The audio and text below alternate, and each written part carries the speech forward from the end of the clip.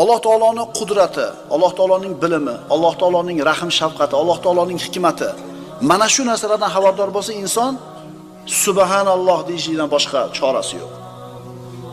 Bugun ko'rdim, Afrikadagi bir baliqni ko'rsatyapti.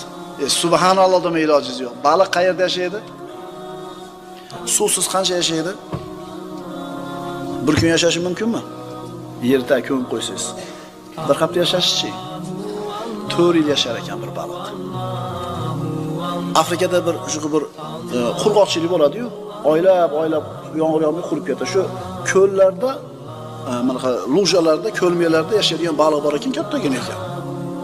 Suv bor paytida ko'payib bo'shashar ekan, suv ozayishni boshlaganda yerning tagiga o'yib kirib ketar ekan. 15-20 sm kirib, shu yerda uxlar ekan. Yana yomg'ir yog'ib, qurg'oqchilik o'tib bo'lgandan keyin yer